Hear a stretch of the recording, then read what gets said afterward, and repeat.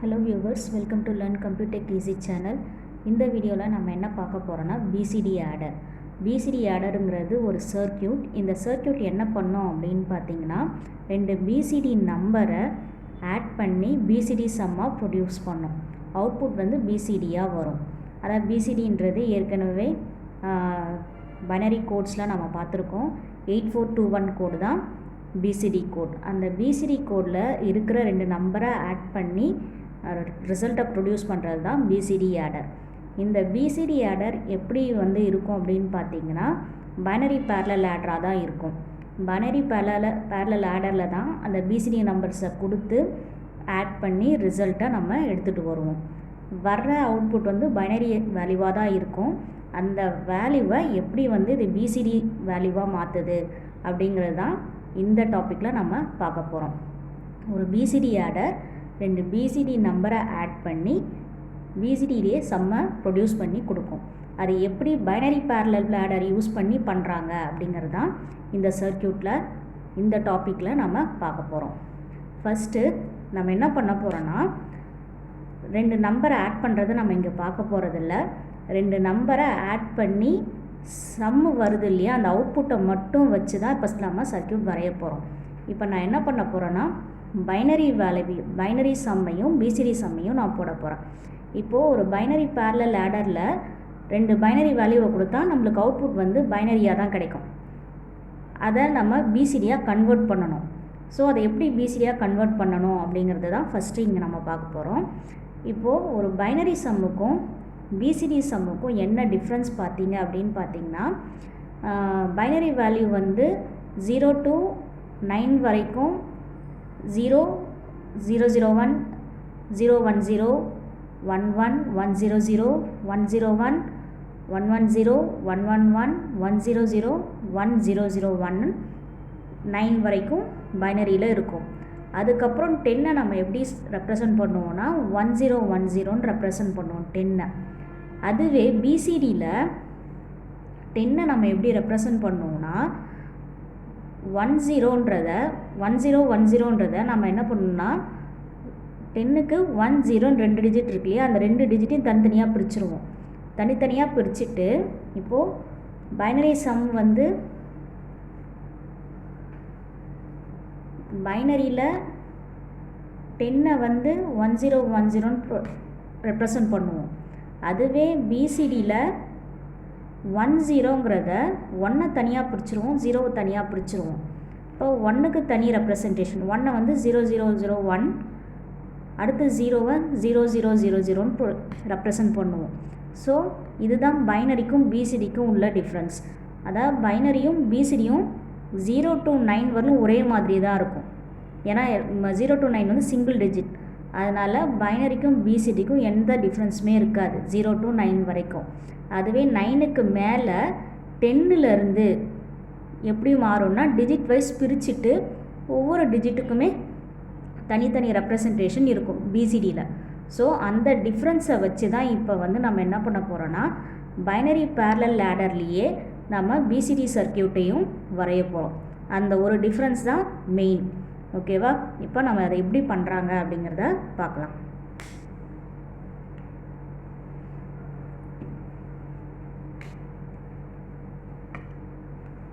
First 0 to 20 வரைக்கும் நான் இப்போ ஒரு ட்ரூத் டேபிள் போட போகிறேன். அதாவது binary sum and BCD sum போட போகிறேன். இந்த சைடு பைனரி, இந்த சைடு பிசிடி போடுறேன்.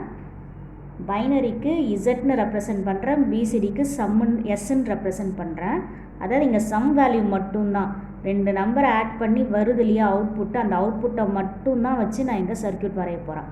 இப்போ பைனரிக்கு வந்து கேங்கிறது, அதாவது ஒரு சம்மு பண்ணோம் அப்படின்னா அவுட்புட் என்ன வரும், சம் வரும், கேரி வரும். அப்படி தான் இங்கேயும் நம்ம போட போகிறோம். கேரிக்கு பைனரி வேல்யூவோட கேரிக்கு வந்து கே, சம்முக்கு வந்து இசட்னு ரெப்ரசன்ட் பண்ணுறேன். Z8, Z4, Z2, Z1. இந்த 8421ன்றது பிசிடியோட வெயிட்டேஜ். பைனரிக்கும் அதே தான் நான் ரெப்ரசன்ட் பண்ணுறேன், ஏன்னா நம்மளுக்கு டிஃப்ரென்ஸ் தெரியணுன்றதுக்காக. 8421 இங்கே பிசிடிக்கு சீனு கேரிக்கு வச்சுக்கிறேன், சம்முக்கு வந்து எஸ்ன்னு வச்சுக்கிறேன். S8, S4, S2, S1. ஓகேவா? இப்போது நான் என்ன பண்ண போகிறேன், 0 to 20 வரைக்கும் நான் எப்படி ரெப்ரசன்ட் பண்ணுறாங்கன்றதை நான் போட போகிறேன். இப்போ இதில் பார்த்திங்கன்னா 0க்கு 0 0 0 0, இங்கே அதே 0 0 0 0, 1க்கு 0 0 0 1, அதே தான் இங்கேயும். அடுத்தது 2க்கு 1 0, 3க்கு அதே தான். 9 வரைக்கும் பைனரியில் என்ன ரெப்ரசன்ட் பண்ணுறோமோ அதே தான் பிசிடிக்கும் வரும்.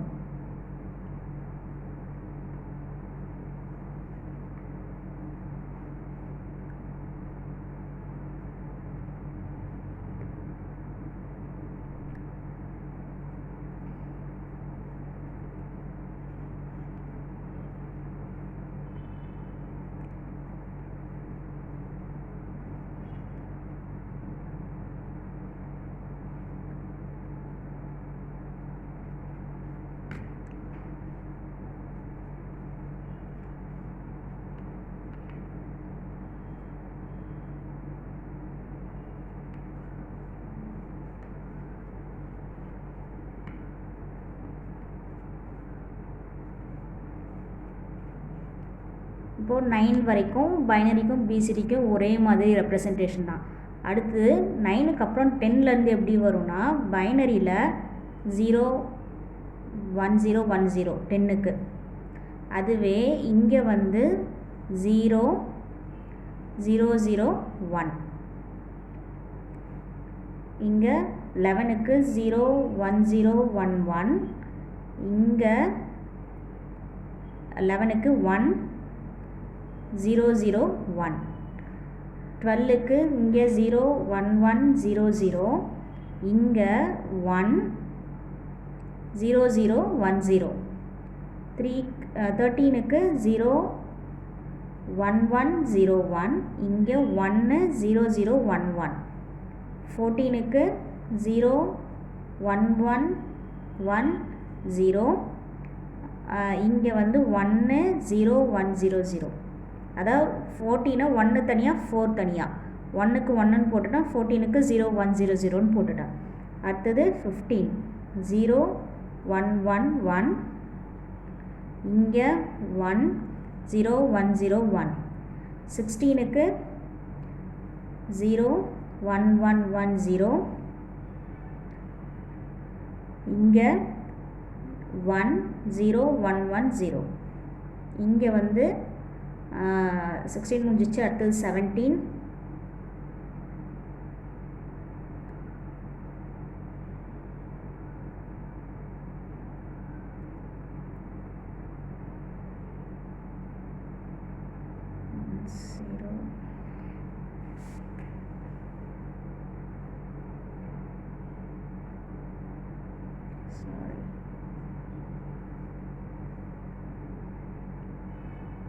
செவன்டீனுக்கு இப்படி வரும், 18க்கு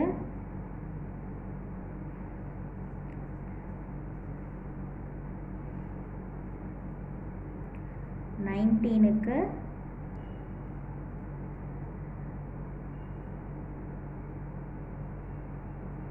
20க்கு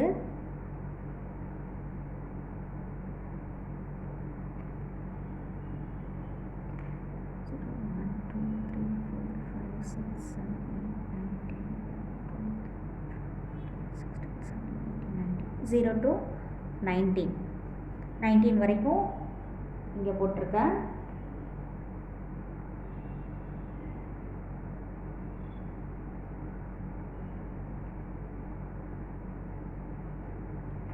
இப்போ என்ன பண்ண போகிறோன்னா, நமக்கு வந்து இதில் எப்படி நம்ம டிஃப்ரென்ஸ் கண்டுபிடிக்கிறோமோ அதை வச்சு தான் சர்க்கியூட் போட போகிறோம். இப்போ பார்த்திங்கன்னா 0 to 9 வரைக்கும், அதாவது இது வரைக்கும் 0 to 9 வரைக்கும் பிசிடிக்கும் பைனரிக்கும் எந்த டிஃப்ரென்ஸுமே இல்லை. ஸோ இது வரைக்கும் ஆஸ் இட் இஸ் இங்கே என்ன பைனரி வேல்யூ இருக்குமோ அதே தான் பிசிடி வேல்யூவும் இருக்க போகுது. அதில் நம்மளுக்கு எந்த சேஞ்சஸும் இல்லை. ஸோ நமக்கு அடுத்தது தான் நம்ம பார்க்கணும். 10லேருந்து வர நம்பரை தான் நம்ம பார்க்கணும். இப்போ 10லேருந்து ஏதாவது டிஃப்ரென்ஸ் கண்டுபிடிக்க முடியுமா அப்படின்னு பார்த்தீங்கன்னா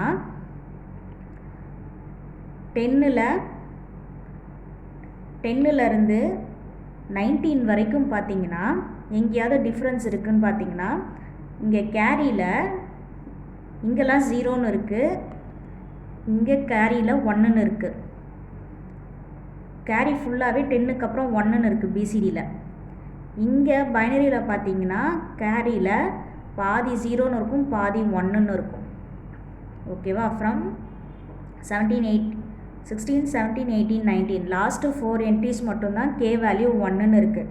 கே வேல்யூ 16, 17, 18, 19 வரைக்கும் 1ன்னு இருக்குது. அதுக்கு கரஸ்பாண்டிங்காக கேரி வேல்யூ சி வேல்யூ வந்து 1ன்னு இருக்குது. ஸோ கே வேல்யூ 1ன்னு இருந்தால் சி வேல்யூ 1ன்னு இருக்குது. அதே மாதிரி வேறு எங்கேயாவது டிஃப்ரென்ஸ் சி வேல்யூ 1ன்னு இருக்கிற இடத்துல பார்த்தீங்கன்னா Z8ல் 1ன்னு இருக்குது, சி வேல்யூ 1ன்னு இருக்குது.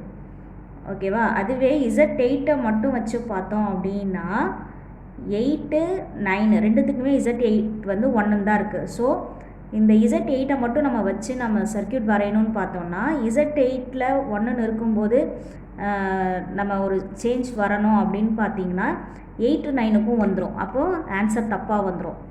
ஸோ இந்த Z8 கூட வேறு ஏதாவது சேர்க்க முடியுமா அப்படின்னு பார்த்தோன்னா Z4லேயும் அதே மாதிரி 2 என்ட்ரிக்கு 1ன்னு இருக்குது. 2 என்ட்ரிக்கு Z4ல் 1ன்னு இருக்குது. ஒரு சில 2 என்ட்ரிக்கு Z2ல் 1ன்னு இருக்குது. Z8க்கும் Z2க்கும் 1ன்னு இருக்குது. 2 என்ட்ரிக்கு Z8க்கும் Z4க்கும் 1ன்னு இருக்குது. ஸோ கே வேல்யூ 1ன்னு இருந்தால் அந்த கரெக்ஷன் பண்ணலாம். அப்படி இல்லைனா Z8 அண்ட் Z4 ரெண்டுத்துலேயும் 1ன்னு இருந்ததுன்னா கரெக்ஷன் பண்ணலாம். Z8 Z2ன்னு இருந்ததுன்னா பிசிடியில் கரெக்ஷன் பண்ணலாம். அதை கரெக்ஷன் சொல்கிறேன். அப்படின்னா கரெக்ஷன் அப்படின்னு பார்த்தீங்கன்னா பைனரி வேல்யூவில் 9க்கு அப்புறம் வர என்ட்ரிஸில், அதாவது 10க்கு அப்புறம் இருக்கிற பைனரி சம்மில் 6 ஆட் பண்ணலாம். அதாவது பைனரி 6 110 ஆட் பண்ணோம் அப்படின்னா நம்மளுக்கு பிசிடி சம் கிடச்சிரும். ஓகேவா? இப்போது 9க்கு அப்புறம் அதாவது 10லேருந்து எத்தனை நம்பர் இருக்கோ எந்த வேல்யூ வந்தாலும் பைனரி சம்மில் அந்த சம் கூட 110 நம்ம ஆட் பண்ணிட்டோன்னா பிசிடி சம் வந்துடும். ஸோ அந்த 110 எப்போ ஆட் பண்ணணும்? இதுதான் கரெக்ஷன், பிசிடி கரெக்ஷன் லாஜிக். இதுக்கு பேர் கரெக்ஷன் லாஜிக்னு அர்த்தம். இந்த கரெக்ஷன் லாஜிக்கை எப்போ நம்ம ஆட் பண்ணணும் அப்படின்னு பார்த்தோன்னா ஒன்று கே வேல்யூ 1ன்னு இருக்கும்போது, அப்படி இல்லை அதாவது கே வேல்யூ 1ன்னு இருந்தால் சியோட வேல்யூ 1ன்னு இருக்கும். சியோட வேல்யூ 1ன்னு இருக்கும்போது மட்டும்தான் நம்ம கரெக்ஷன் லாஜிக் அப்ளை பண்ணணும். அதாவது இங்கே பார்த்தீங்கன்னா 9 வரணும். ஃபார் 0 ஃப்ரம் 0 to 9 வரைக்கும் கேரி வந்து 0ன்னு தான் இருக்கும். சியோட வேல்யூ 0ன்னு தான் இருக்கும். 10க்கு அப்புறம் தான் சியோட வேல்யூ வந்து நமக்கு 1ன்னு மாறும். ஓகேவா?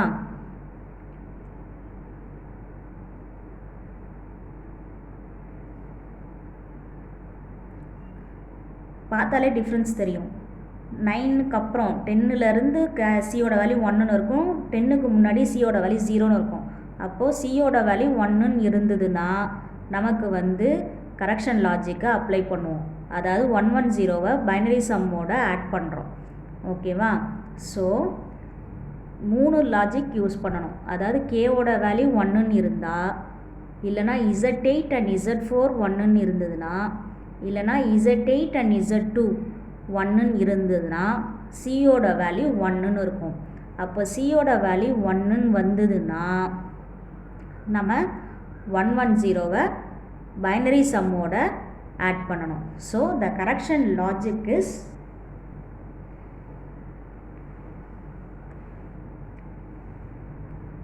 C is equal to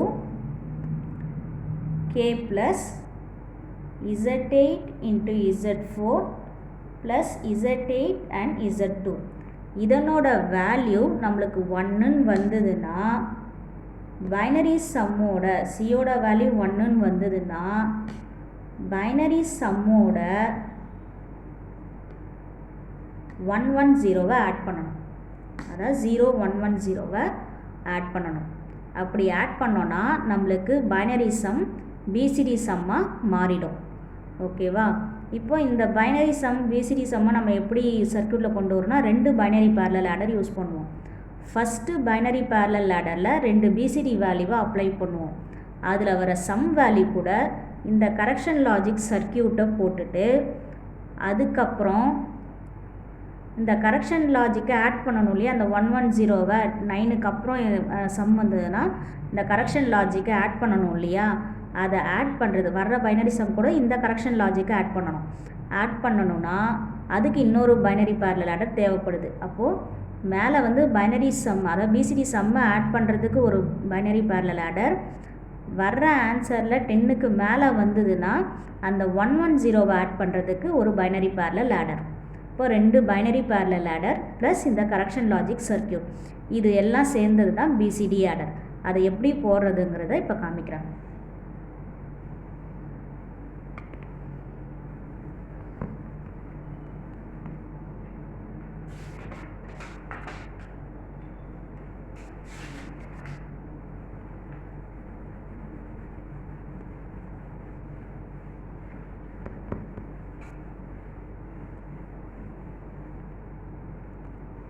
ஒரு பைனரி பேரலல் ஆடர், இது எதுக்குன்னா 2 பிசிடி வேல்யூவை ஆட் பண்ணுறதுக்கு. இது 4 பிட் பைனரி பேரலல் ஆடர்.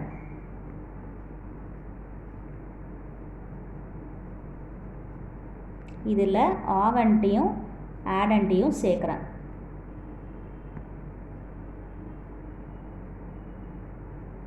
கூட கேரி இன், இங்கே சி அவுட். ஓகேவா? இது ஆகண்ட் பிட், இது ஆடண்ட் பிட். ஸோ இதில் வர்ற அவுட்புட் பார்த்தீங்கன்னா சம்மு Z8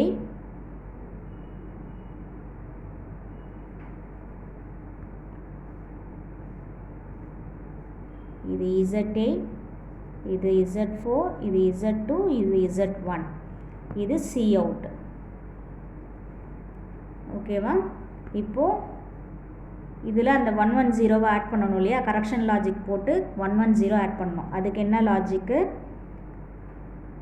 Z8யும் Z4யும் ஒரு AND கேட்டில்,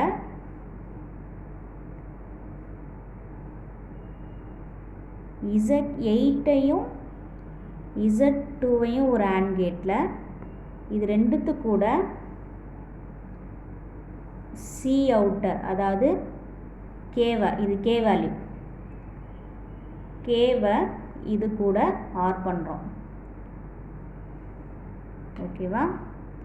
இப்போது 110வை ஆட் பண்ணுறதுக்கு 10க்கு மேலே ஆன்சர் வந்ததுன்னா, அதாவது 9க்கு மேலே ஆன்சர் வந்ததுன்னா 110வை ஆட் பண்ணணும் இல்லையா, அதுக்கான பைனரி பேரலல் ஆடர் இதுதான்.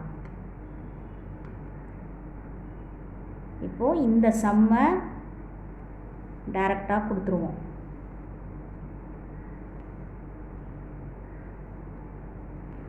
இப்போது இதில் அவுட்புட் வருது இல்லையா, இதுதான் நம்மளுக்கு சி அவுட்டாக இருக்கும். இதை இந்த 110வாக கொண்டு வர போகிறோம்.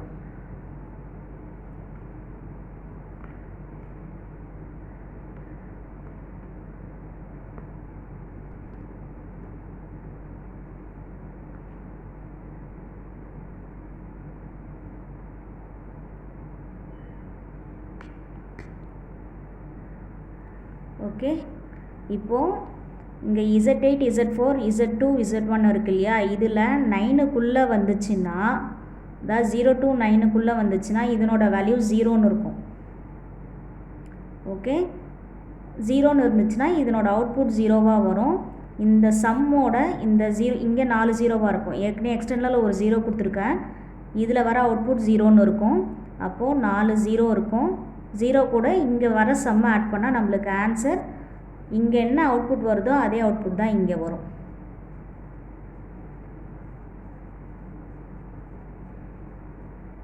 சப்போஸ் இங்கே வந்து 9க்கு மேலே வந்துச்சுன்னா, இப்போ வந்து அவுட்புட் வந்து 10ன்னு வருதுன்னு வைங்க, 1010ன்னு வருதுன்னு வைங்க. அவுட்புட் வந்து 1010ன்னு வருது. அப்போ என்ன ஆகும், இங்கேயும் சி அவுட்டில் நமக்கு 1ன்னு இருக்கும். ஓகேவா, 1ன்னு இருக்குன்னு வச்சுக்கோங்க. 1010 இங்கே 0, அதாவது சி வந்து 0, சாரி கே வந்து 0, இங்கே 1010ன்னு வருதுன்னா இதனோட அவுட்புட் 0. இதில் பார்த்தீங்கன்னா Z8ல் 1ன்னு இருக்கும், Z4ல் 0ன்னு இருக்கும். அது இங்கே வரும், இங்கே 0ன்னு இருக்கும், இங்கேயும் 0ன்னு இருக்கும். இப்போது Z8ல் 1ன்னு இருக்கும், Z2ல் 1ன்னு இருக்கும்.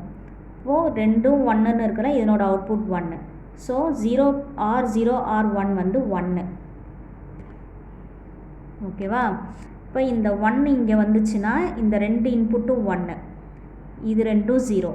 இப்போது 0110, இங்கே 1010ன்னு வரும். அதுக்கப்புறம் இதனோட அவுட்புட் பார்த்திங்கன்னா இது 110 இது கூட ஆட் பண்ண உடனே நம்மளுக்கு அவுட்புட்டாக என்ன வரும் அப்படின்னு பார்த்தீங்கன்னா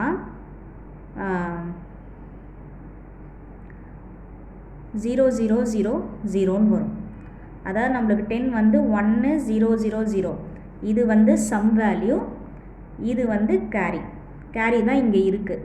அதனால தான் எக்ஸ்பிளிசிட்டாக வரல. இந்த சர்க்யூட்டில் வர இது தான் கேரி அவுட். இதை 1ன்னு எடுத்துக்கும். இந்த சம்மை வந்து S8 S4 S2 S1ன்னு இருக்கும்.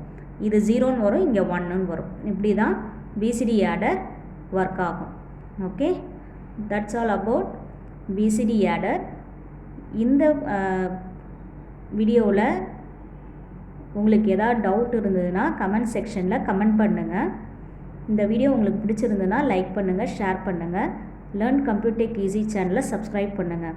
நீங்கள் இந்த சேனலை சப்ஸ்கிரைப் பண்ணால் தான் நான் அடுத்தடுத்து போடுற வீடியோ உங்களுக்கு நோட்டிஃபிகேஷனாக வரும். சப்ஸ்கிரிப்ஷன் வந்து ஃப்ரீ சப்ஸ்கிரிப்ஷன் தான். இந்த வீடியோவை பார்க்குறதுக்கு முன்னாடி லேர்ன் கம்ப்யூட்டர் ஈஸி சேனலை சப்ஸ்கிரைப் பண்ணுங்கள். தேங்க்யூ.